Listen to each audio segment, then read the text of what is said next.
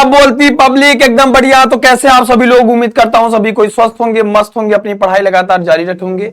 मैं हूं किशन पांडे और यह आपका सबसे खूबसूरत और सबसे विश्वसनीय प्लेटफॉर्म।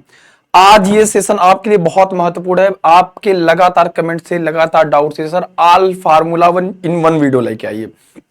ये वीडियो सिर्फ एग्जाम की दृष्टि से ही नहीं, आपके पूरे फिजिक्स के न्यूमेरिकल से और पूरे कंसेप्ट से रिलेटेड है। मैं वो फार्मूले को हाईलाइट करूंगा जो आपके एग्जामिनेशन में बार बार उसके डेराइवेशन पूछे जाते हैं।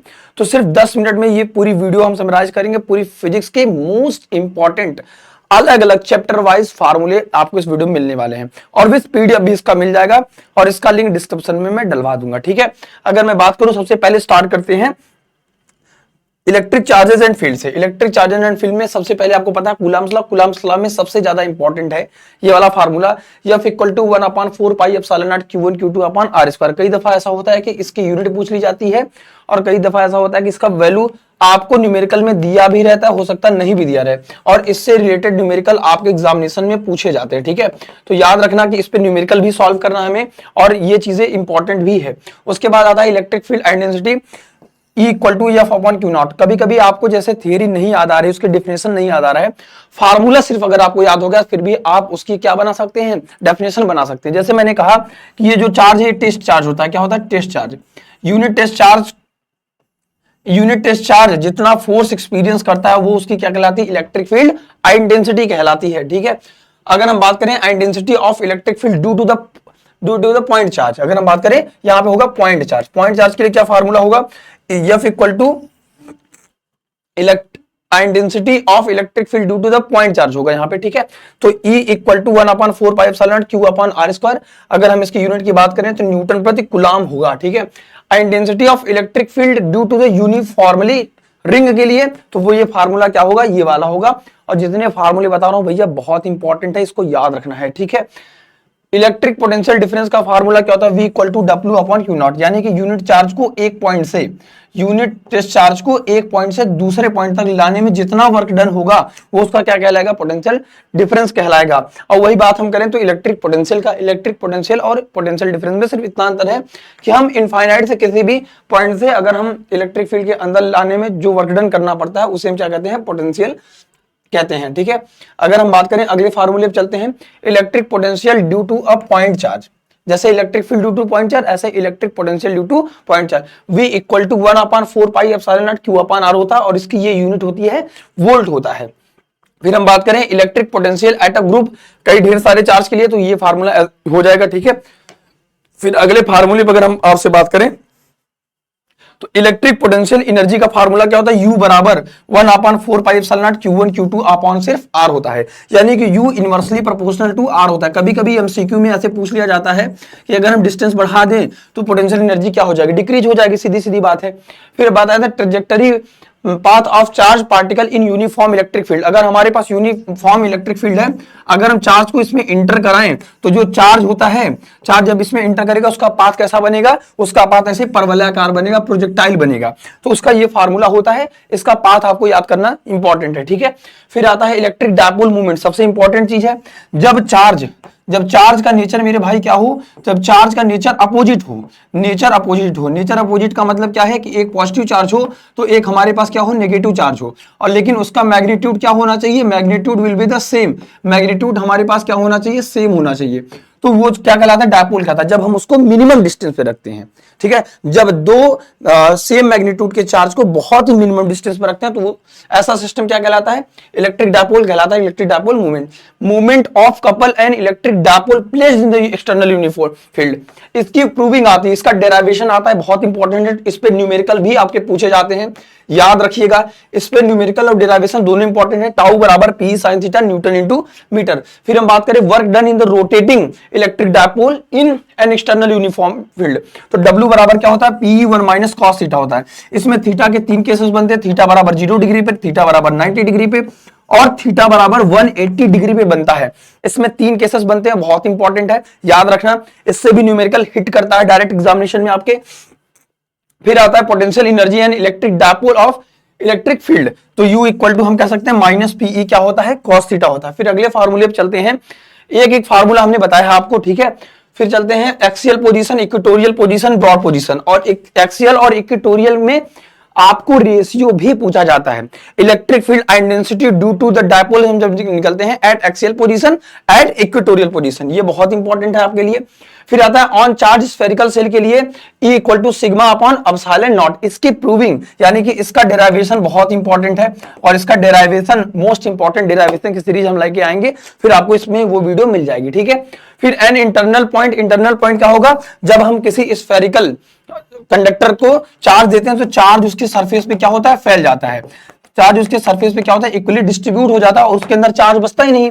तो इस सरफेस के अंदर क्या होगा, जब चार्ज ही नहीं होगा स्फेरिकल सेल के अंदर, तो जब चार्ज नहीं होगा तो फील्ड कहां से होगा, तो electric field will be the zero, अगर हम बात करें चार्ज स्फेरिकल सेल की बात करें, ठीक है। फिर हम अगले पॉइंट पे चलते हैं, नॉन ऑन एक्सटर्नल पोजीशन के लिए ये फार्मूला आप याद रखेंगे, इंपॉर्टेंट है। फिर intensity of electric field due to the uniformly wire of infinite length, इसकी डेरिवेशन बहुत बारी पूछी जाती है। 11 सेट बनता है, लगभग 7 सेट में इसके डेरिवेशन आपसे पूछे जाते हैं मेरे भाई, ठीक है। फिर चलते हैं इंटेंसिटी ऑफ इलेक्ट्रिक फील्ड, जो हमने आपको बताया ये उसी का फार्मूला है। फिर अगले पड़ाव चलते हैं कि ये फार्मूला इंपॉर्टेंट है जो हम आपको बता रहे हैं, ये जहां पे हम सर्कल बना रहे हैं ये इंपॉर्टेंट है, ठीक है। And density of electric field due to the uniformly charge non conducting cylinder of infinite length. फिर चलते हैं अगले पड़ाव पे, and density of electric field near है infinite plane charge non conducting equal to sigma upon 2 epsilon naught. फिर आता है electric field and density just outside the, हम जब प्लेन शीट लेते हैं जस्ट उसके आउटसाइड, फिर एट द सरफेस, ठीक है। तो बात करते हैं इक्वल टू क्या आता है, सिग्मा अपॉन एप्सिलॉन नॉट, याद रखेंगे। इलेक्ट्रिक कैपेसिटर, कैपेसिटेंस की C equal to Q by V, और ये इसका फार्मूला और ये इसका क्या है, यूनिट, दोनों याद रखेंगे। फिर आता है कि C equal to spherical plate capacitor का formula C equal to 4 pi epsilon naught K into R, अगर K कोई मीडियम हो तो, और इस पे न्यूमेरिकल भी पूछा जाता है, याद रखेंगे, इस पे न्यूमेरिकल भी पूछा जाता है। फिर आगे आता है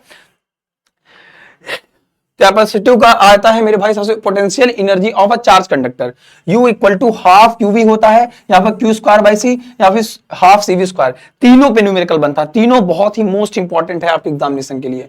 फिर capacitance of parallel plate capacitor C equal to epsilon not A by D, इसका डेरिवेशन आता है बार बार एग्जामिनेशन में, R फार्मूला है आपके लिए, अगर उसके बीच में हम कुछ भर दें, कुछ मीडियम आ जाए तो C equal to epsilon not D minus T plus T by K, ठीक है।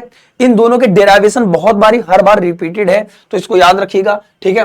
जो मैं बार बार कह रहा हूं स्टार लगा दे रहा हूं, ठीक है, ये तो बहुत नहीं इंपॉर्टेंट है। आगे चलते हैं, कैपेसिटेंस ऑफ स्फेरिकल कैपेसिटर, चाहे आप इसको याद रखें और चाहे इसको नहीं, ये आपके हायर लेवल के एग्जामिनेशन के लिए इंपॉर्टेंट है, ठीक है। In series combination 1/C equal to 1/C1 plus 1/C3 लगता है। फिर और अगर हम पैरेलल की बात करें तो C1 C2 ऐड हो जाता है। करंट डेंसिटी की बात करें J equal to I upon A, current density और ड्रिफ्ट वेलोसिटी के बीच में जो रिलेशन आता है, इसकी प्रूविंग आपके एग्जामिनेशन में आता है। All formula in one video है, M equal to ZIT Faraday's कॉला आता है, M1 M2 बटे W1 अपॉन W2, ये सब इंपॉर्टेंट फार्मूले हैं, ठीक है। F इक्वल टू ये नहीं, ये तो ऐसे फैराडेस लॉ के बीच में बिटवीन, मतलब अगर हम बात करें न्यूमेरिकल में इसका यूजेस बहुत ज्यादा होता है। फिर अगर हम बात करें सबसे ज्यादा मोस्ट इंपॉर्टेंट है, डबल स्टार लगाइएगा, R equal to rho L by A, और स्पेसिफिक रेजिस्टेंस का, और इसका थर्मल पे क्या इंपैक्ट पड़ता है, ठीक है, हीट का क्या इंपैक्ट पड़ता है रेजिस्टिविटी पे। फिर हम बात करते हैं टेम्परेचर डिपेंडेंसी ऑफ रेजिस्टेंस, ये इंपॉर्टेंट है फार्मूला, ठीक है, इस पे न्यूमेरिकल देखने को मिल सकता है, याद रखिएगा आप लोग। फिर बात करते हैं इलेक्ट्रिकल एनर्जी, और ये तीनों जो फार्मूले आपको दिख रहा है यहां से न्यूमेरिकल पूछा जाता है, हर साल एक न्यूमेरिकल यहां से फिक्स है आपको, ठीक है। तो ये फार्मूला देखते देखते आप लोग याद कर लेंगे, इसकी PDF रहेगी आपके पास, तो पूरा फार्मूला एक जगह आपके पास रहेगा, ठीक है, और जिसका आप नोट्स बना के आराम से पढ़ाई कर सकते हैं। ये वही फार्मूला है, ठीक है, जिसकी हम चर्चा कर रहे थे आपसे, P equal to W upon D। फिर हम चलते हैं अगले पड़ाव पे, फिर terminal voltage V equal to E minus R, या फिर R equal to E minus V by I होता है, ठीक है। फिर अगले पड़ाव चलते हैं कॉम्बिनेशन ऑफ रेजिस्टेंस का, तो ये इस साल आपके सिलेबस में नहीं है, फिर भी जानते रहिए, ये भी आपके सिलेबस में नहीं है। Series grouping I equal to ये है सेल वाला है, कॉम्बिनेशन ऑफ सेल है I इक्वल टू ये नहीं upon R plus NR, combination of cell है, आपको याद रखना है। F इक्वल टू QB, इसकी प्रूविंग और इससे रिलेटेड न्यूमेरिकल दोनों आपके एग्जामिनेशन में आते हैं, याद रखेंगे, ठीक है, सबसे इंपॉर्टेंट है। ठीक है। R equal to m B upon q B, इससे रिलेटेड न्यूमेरिकल पूछे जाते हैं। जो मैं बता रहा हूं तो मैं चाहता हूं कि ये वीडियो बहुत कम समय का हो और ये वीडियो में सारे फार्मूले आपको उसका मतलब समझ में आ जाए कि कौन सी यूनिट कौन सी क्या चीज लग रही है। ठीक है। R equal to under root, वहीं से फार्मूला आया है जनरेट होके। ठीक है।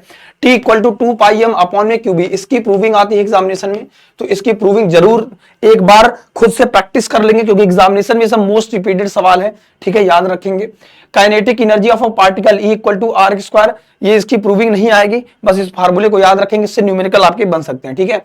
फिर आता है I F equal to I L B sine theta. ठीक है। Force on a current carrying conductor, याद रखेंगे। ठीक है। B equal to mu zero, फेरों की संख्या अगर हो तो मैग्नेटिक फील्ड निकालने का डायरेक्शन, और ये इसकी यूनिट जरूर याद रखेंगे, यूनिट भी बहुत महत्वपूर्ण है। यूनिट ऑफ डायमेंशन आपको कम से कम 2 से 3 मार्क्स आराम से दे देगा। ठीक है। फिर अगले पड़ाव चलते हैं, magnetic field due to the charge in motion, या बी इक्वल टू बायो-सेवर्ट का नियम याद रखेंगे। ठीक है। एट अ जनरल पॉइंट के लिए ये वाला फार्मूला होता है। ठीक है। फिर mu equal to magnetic permeability, ये इंपॉर्टेंट है मैग्नेटिज्म एंड मैटर वाले में चैप्टर से। ठीक है। और रिलेटिव मैग्नेटिक परमेबिलिटी, ये भी याद रखेंगे। फिर जाई एम बराबर क्या होता है, मैग्नेटिक सस्पेंसिबिलिटी, ये सब सिलेबस में आपके है। जो चीज नहीं है वो मैं आपको खुद ही बता दूंगा कि ये चीजें नहीं पढ़नी।